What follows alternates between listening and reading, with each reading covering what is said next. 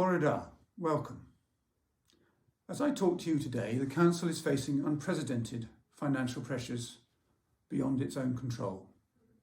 A combination of events, the long-term impact of the COVID pandemic, leaving the European Union and Russia's illegal invasion of Ukraine have had a major impact on the UK economy, and we in Powys are not immune from that.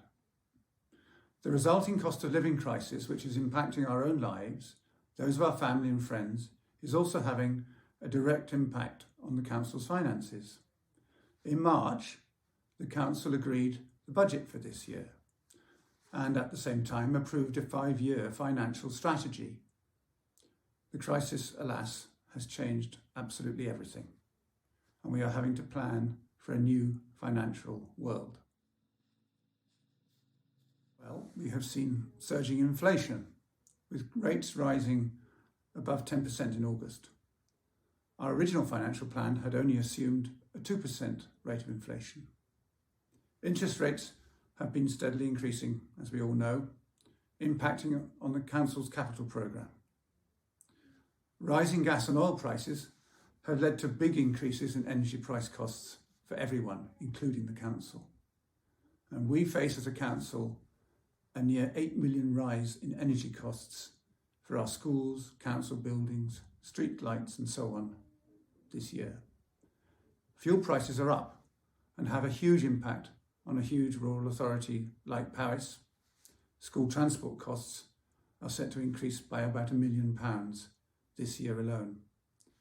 And indeed, national pay settlements, reached of course to help people meet the costs of the inflation that's affecting everybody, for staff will add just another £3.7 million to our costs.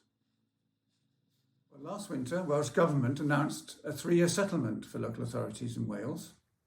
Powys County Council was allocated an increase of 9.6% in its revenue support grant for 2022-23 and likely increases of 3.5% and 2.4% for the coming years. And we don't think we will get any more above these allocations in the current circumstances. And of course, those increases in future years are significantly less than the current rate of inflation and the current pay settlements which are being reached. This means that the Council inevitably has to significantly cut its cost in order that it can present then a balanced budget, as it has to do by law, to the membership of the Council in February of next year. There is no doubt the pressures we face now are going to continue next year and for the foreseeable future in years to come.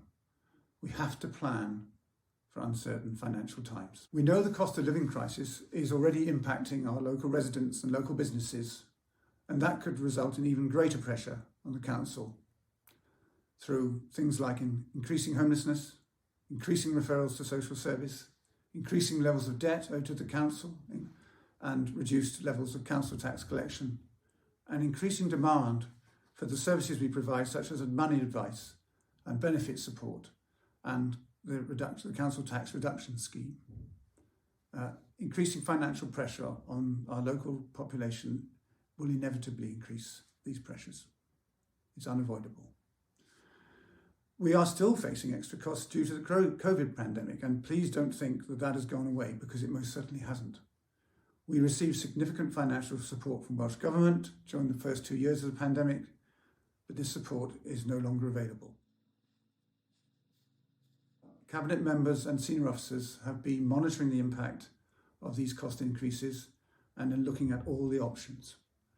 We are developing new financial plans to meet the new circumstances and are taking immediate action to reduce budget where there are no frontline implications for services. We are carrying out a comprehensive review of the way we work to reduce our overall spending. And for those statutory services which we are legally obliged to provide, they must be a priority for the Council. So regrettably, some other services we provide may have to be reduced or cut altogether. We need to deliver savings that have already been agreed, make sure that we maximise our income, and make sure we use any grants that we can get effectively. Our aim is to protect the delivery of services as far as we can. We will also try to protect the jobs of our staff. However, I must be clear, there will be some very difficult decisions ahead.